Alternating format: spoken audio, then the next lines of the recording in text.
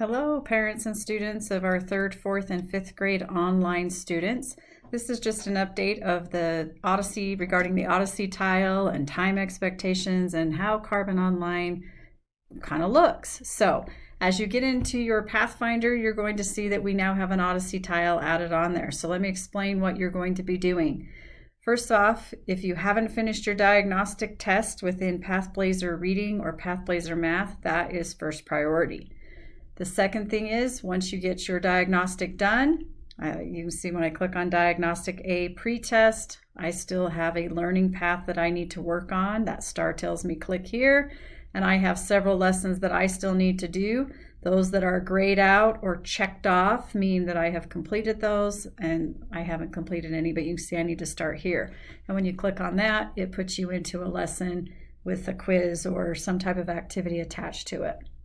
So that is something that still needs to be done in order for you to advance into the PathBlazer Reading and PathBlazer Math practice that you need to do. So before I explain the time as far as in each tile, I want to just address that for number one, you're not expected to spend 20 hours a week in PathBlazer itself. There's not probably enough content to spend 20 hours a week or to even maybe necessarily do a lesson within each tile. We'll talk about that. There's going to be lessons and learning that needs to take place outside of PathBlazer, and that's part of your 20 hours a week. So first thing, another thing we want to address is, you got to keep in mind in a physical classroom, there are things that are taught, explicitly taught, and then practiced over multiple contexts over several days, especially when it comes to math. They'll spend several days on the same skill that they're practicing because it takes a lot of practice and exposure and support to master those. It's not just about getting through these lessons and checking them off and saying, oh, I didn't have to repeat the lesson. That's not mastery. Mastery is being able to talk about it, write about it, draw it, teach it to somebody else. And that's what you're looking for, parents, is making sure that they have the confidence, they're not frustrated, that you can see a definite understanding of the skills that are being taught. And you're going to have to supplement that and give them little tasks and suggestions of things to do. That's your part, parents. You're the ones facilitating it. The computer can't see when your child is frustrated or unhappy or not grasping concepts completely. You're going to have to supplement that.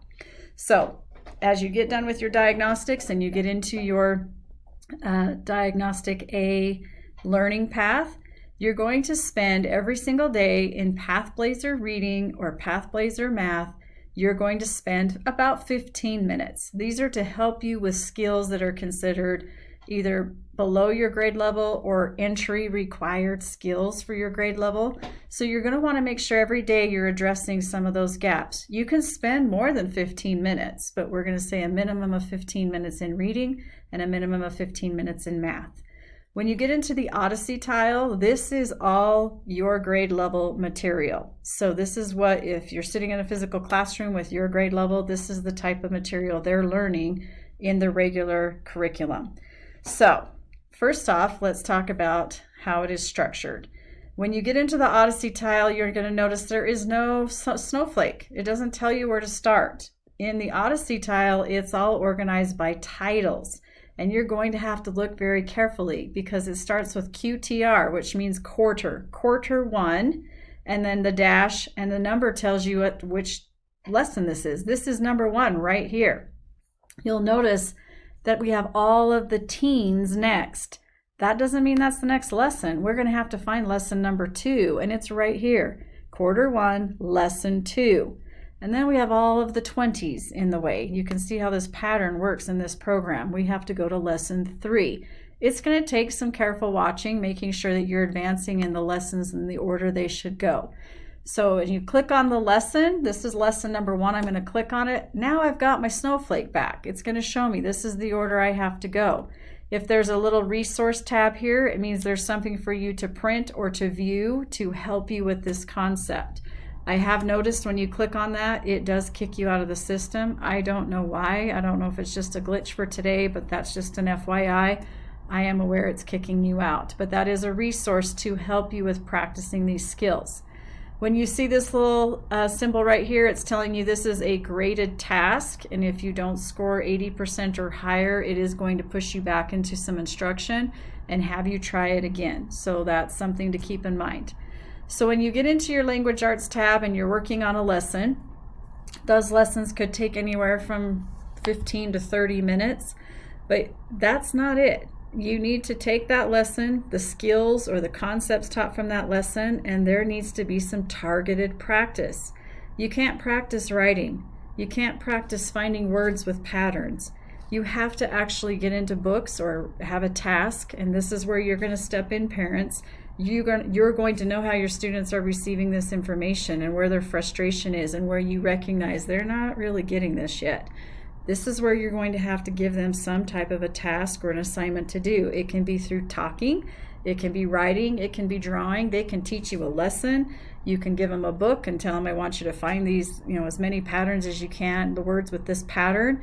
I want you to write a response to this question or this prompt. I mean, you get to be stepping in, parents. This is a huge commitment, but that's part of being an online student and a homeschool student, is parents taking a monster role in the learning here. So in the language arts, it's very important that you do a lesson and you spend about 45 minutes on targeted practice. Some of these skills are hard. It's going to take a couple days. It's okay to not do a lesson, to spend another day spending 45 minutes on a targeted skill. If you think about it, that's like an hour and a half if you did it over 2 days. Kids in the physical classroom, and that students that have been in there, you spend days on some of these concepts. So spending 2 or 3 days on a concept is totally appropriate and would be expected.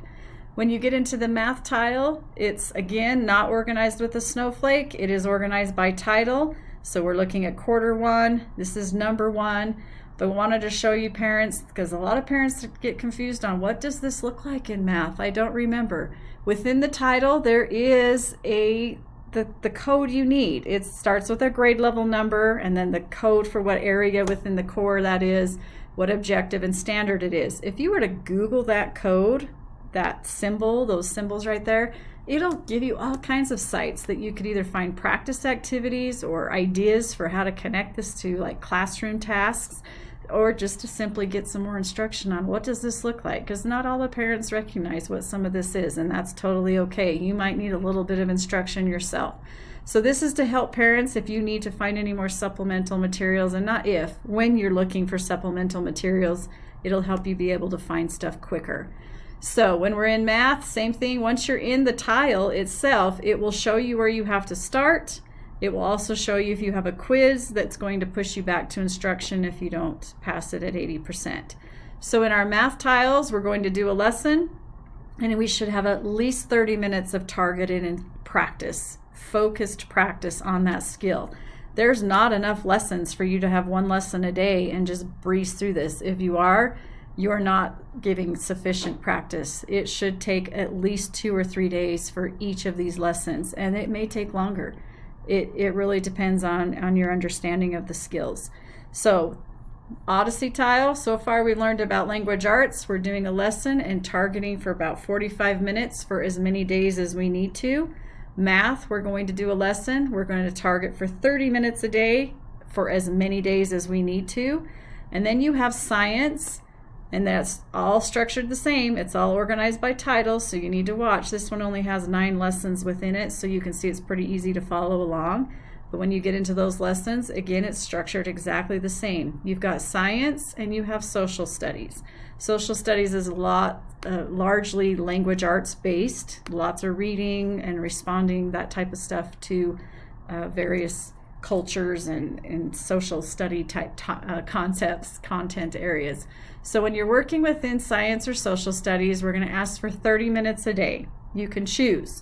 It can be 15 minutes in science, 15 minutes in social studies. You may choose to just work 30 minutes in science one day and 30 minutes in social studies the next, and that's completely fine too. You get to choose when it comes to science or social studies how you're going to spend your 30 minutes on that. But it is very structured. 15 minutes, 15 minutes, language arts, a lesson, and 45 minutes for as many days as we need. math for a lesson, and 30 minutes for as many days as we need.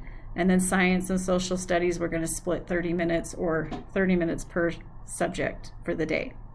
So there's a lot to do. So that's just within the Path Blazer program. When we have other things we have to work on. Biggest priority, number one, all the research shows you have to read to be better at reading.